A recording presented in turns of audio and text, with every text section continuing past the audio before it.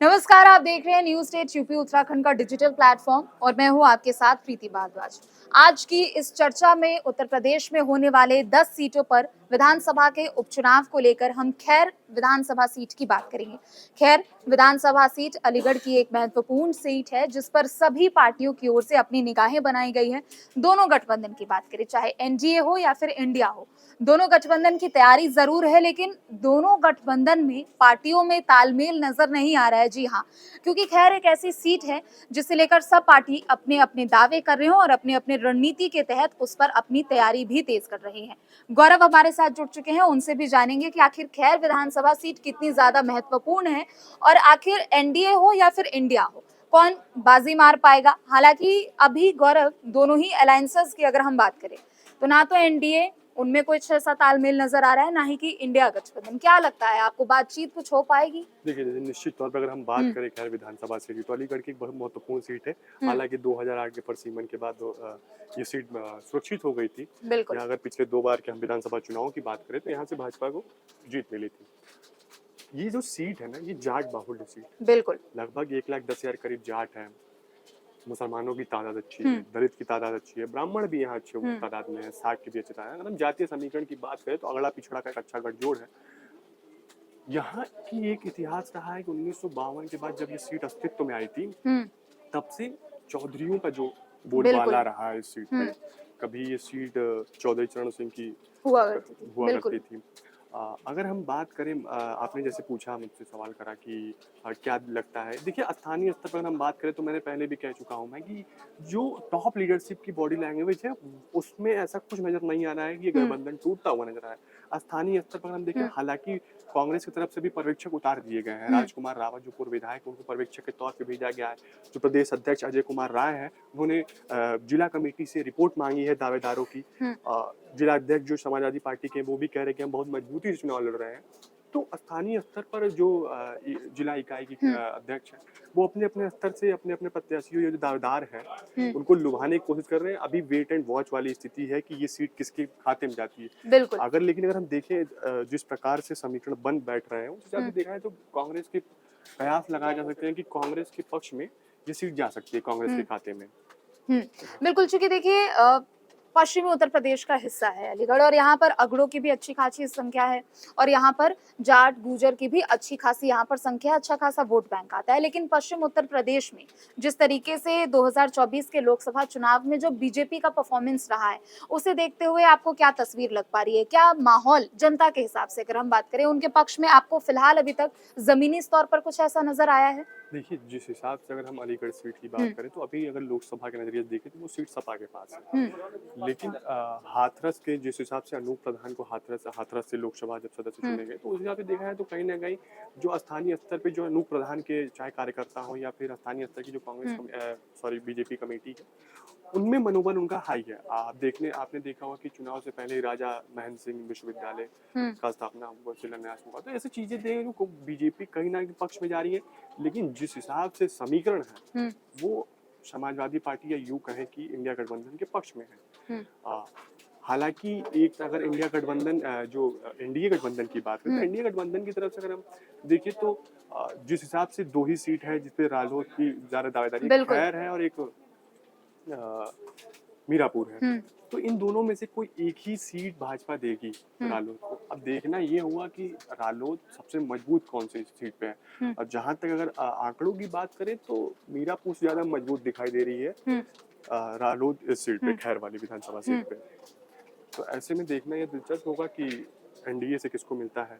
बिल्कुल, अनूप वाल्मीकि जो वहां से पूर्व विधायक रह चुके हैं, अब वो हाथरस से संसद में नजर आते हैं। बिल्कुल, लेकिन अगर उनके उन एजेंडों के बारे में बात करें जहां पर उन्होंने काम किया है, लोग जमीनी स्तर पर कह रहे हैं कि शायद उनके जो वोट बैंक है, उनके जो समर्थक है, वो बीजेपी में शिफ्ट हो सकते हैं। लेकिन बाकी चूंकि जाट बहुल क्षेत्र है तो वहां पर चौधरियों का भी एक तरीके से बोलबाला रहता है, चूंकि एक समय की वो काफी ज्यादा महत्वपूर्ण सीट भी हुआ करती थी, लेकिन आज भी है।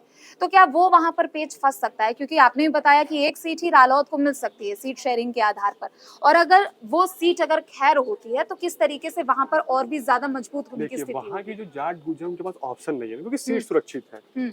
वहाँ किसी न किसी अनुसूचित जाति के व्यक्ति को ही टिकट मिलना है। जैसे आपने कहा कि जिस हिसाब से अनूप प्रधान का या अनूप वाल्मीकि का जिस तरह से काम रहा है, तो बीजेपी तो यही चाहेगी ना कि हमारा जो सिटिंग विधायक था उसके समर्थक साथ आ जाए, बिल्कुल। हमारे उनके समर्थक आ जाए, उनके जो वोट बैंक है वो शिफ्ट हो जाए हमारे साथ। तो कहीं ना कहीं बीजेपी उस चीज में कामयाब होती दिख रही है। तो ऐसे में ये बीजेपी के लिए अच्छी खबर है। चलिए, बहुत बहुत शुक्रिया गौरव आपका।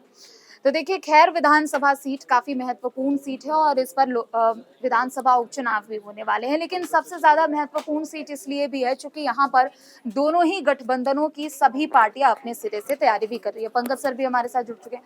पंकज सर, खैर विधानसभा वो सीट है जिसपे एनडीए में भी दोनों पार्टियों का तालमेल नहीं दिख रहा है, चाहे वो बीजेपी हो या फिर रालोद हो। इंडिया अलायंस की बात करें, समाजवादी पार्टी हो या फिर कांग्रेस हो, दोनों की तरफ से मोर्चा खोल दिया गया है, अपनी तैयारी हो रही है। ये एक ऐसी सीट है जो जिसपे सबसे ज्यादा रार जो मुझे दिख रहा है। और इस सीट का समीकरण जो है ये, और इस सीट के साथ एक खासियत है, इस सीट से समाजवादी पार्टी एक बार भी नहीं जीती है। बिल्कुल। और इस सीट से समाजवादी पार्टी का जो कहना है, जो पिछला चुनाव समाजवादी पार्टी, लोकसभा चुनाव समाजवादी पार्टी लड़ी थी और उनके प्रत्याशी को हार मिले थे। तो अब कांग्रेस का ये कहना है, जो चूंकि आप लोकसभा चुनाव वहां से आप लड़ चुके हो, तो विधानसभा मुझे दे दो। और इस सीट से 4 बार कांग्रेस के जीत चुके हैं।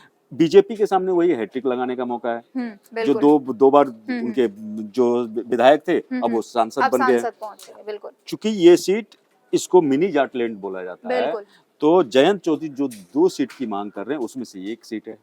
अब जयंत चौधरी को आप कैसे, और जयंत चौधरी ने तेवर दिखाने शुरू कर दिए हैं। तो बीजेपी के लिए, और बीजेपी इस कंडीशन में भी है ना, बेसिकली अगर कोई और चुनाव होता, ये उपचुनाव आप ये समझिए जो उत्तर प्रदेश की राजनीति की जो दशा और दिशा दोनों तय करने वाली है। बिल्कुल, क्योंकि पश्चिमी उत्तर प्रदेश की अगर हम खास तौर पर बात करें तो बीजेपी को इस बार के लोकसभा चुनाव में बहुत बड़ा झटका मिला था और ये जो उपचुनाव 10 सीटों पर हो रहे हैं, कहीं ना कहीं बीजेपी को एक बार फिर से फ्रंट फुट पर आने के लिए एक बहुत बड़ा आप चैलेंज भी एक तरीके से कह सकते हैं।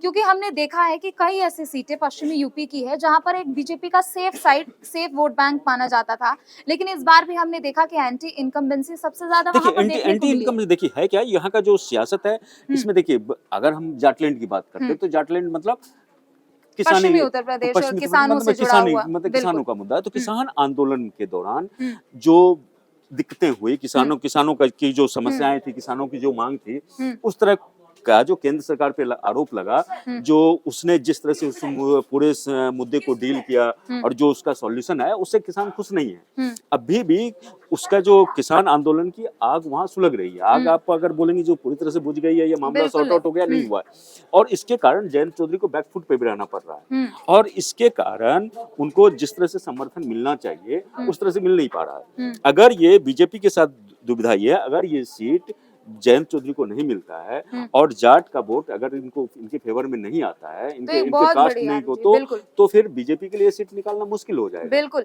क्योंकि देखिए हमने देखा कि लोकसभा चुनाव से पहले जयंत चौधरी के तेवर एकदम यहाँ पर अलग नजर आए, तो लेकिन जैसे ही यहाँ पर भारत रत्न का ऐलान वहाँ पर हो जाता है और उसके बाद उनके तेवर नरम पड़ जाते हैं। उसके कारण और समाजवादी पार्टी उसी चीज को लेकर सबसे ज्यादा अभी भी रालोद को घेरती है। खोटा सिक्का जयंत चौधरी को, यहाँ तक कि समाजवादी पार्टी ने कह दिया था अगर ये रालोद के खाते में जाती है और उधर से अगर ये सपा के खाते में जाती है तो ये तो साख की ही लड़ाई है। क्योंकि जयंत चौधरी वहीं से तो इनके पास आए हैं। मुझे नहीं लगता जो इस पे समाजवादी पार्टी का के खाते में सीट जाएगी। समाजवादी पार्टी चूंकि यहाँ से नहीं जीती है और कांग्रेस ने यहाँ पे तैयारी भी शुरू कर दी और कांग्रेस की दलील भी, चूंकि देखिए 10 सीट पे है तो इंडिया गठबंधन पीडीए फॉर्मूला है, इंडिया गठबंधन अखिलेश और राहुल गांधी के अभी जो हमें फिलहाल कॉम्बिनेशन देखने को मिल रहा है, उसमें मुझे लगता है ये सीट थर्ड सीट है जो कांग्रेस।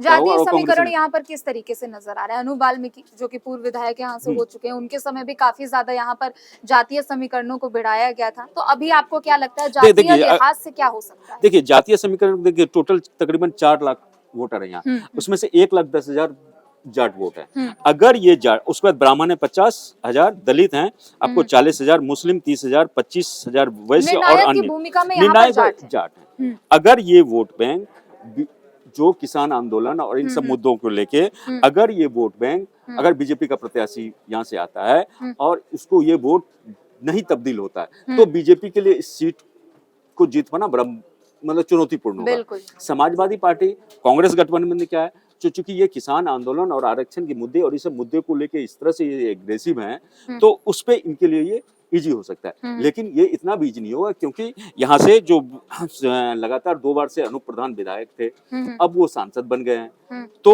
उस केस में जो उनका अपना ये है, अगर इसमें से एक और चीज है जो बीजेपी की ओर से जो यहाँ के पूर्व सांसद थे राजवीर दिलेर, उनके बेटे को सुरेंद्र दिलेर को प्रत्याशी बनाने की बात चल रही है, वो उन्होंने तैयारी शुरू कर दिया। यहाँ पे बीजेपी यानी जो पहले के लोग थे अब उन पर ज्यादा फोकस किया जा रहा है और उनके ही खास लोगों पर एक तरीके से फोकस हाँ, इसमें एक और चीज है, ये दिलेवर सिंह जो है सो आपको इससे पहले 2019 के चुनाव में ये सांसद वहां से चुने गए थे और इलाके के कद्दावर नेता माने जाते हैं। बीजेपी ने 2024 के चुनाव में इनका टिकट काट दिया। जब इनका टिकट काट दिया तो इनको मतलब ये बड़ा पीड़ा हुआ, मानसिक वेदना हुआ है और कहा जाता है कि हार्ट अटैक बीच चुनाव के दौरान हार्ट अटैक से इनका निधन हो गया।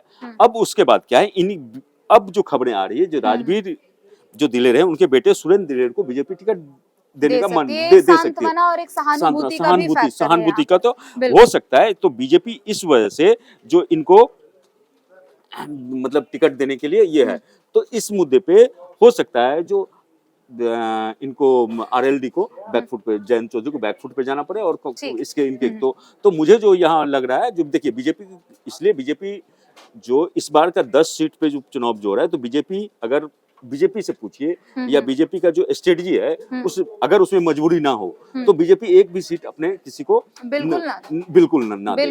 तो उस केस में बीजेपी के लिए हाँ तो बढ़ाना है, आखिर में तो राजनीतिक पार्टियां ही है सभी, संख्या बल है। और संख्या बल से देखिए ज्यादा इंपॉर्टेंट ये है ना, जो चूंकि ये अगर आप एक सीट भी लूज करते हैं तो उसका मतलब आप बहुत कुछ लूज करते हैं, क्योंकि आप जैसे अभी आप पैट की आप जैसे कुछ देर पहले बता रही थी, ये एक तरह से अग्नि परीक्षा है ना, सेमीफाइनल है 2027 का। अब ये जो है इस चुनाव के बाद ये मोमेंटम पकड़ेगा, जो 2027 की तरह मोमेंटम 27 वाली रफ्तार बस इस उपचुनाव का देखिए, आप उपचुनाव को देखिए, उपचुनाव जैसे ही खत्म होंगे इसके रिजल्ट आएंगे, जो भी परिणाम हो उस वजह से मंत्रिमंडल, योगी मंत्रिमंडल में भी फेरबदल होंगे, ऐसा नहीं है जो ये नहीं, एकदम तय है जो वहाँ पे तय कीजिएगा। जो क्षेत्रवार जो नेता हैं, क्षेत्रवार जो जातीय इक्वेशन में जो फिट करते हैं उनके वो किया जाएगा और उसके बाद बीजेपी का प्लान ऑफ एक्शन शुरू हो जाएगा, जो हमको किसको लड़ाना है, किस सीट पे हमें जाना है, क्योंकि बीजेपी कहते हैं जो एक चुनाव खत्म होता है दूसरे के लिए बीजेपी की तैयारी में लग जाती है। सर, आपने महत्वपूर्ण जानकारियां हमारे दर्शकों को दी।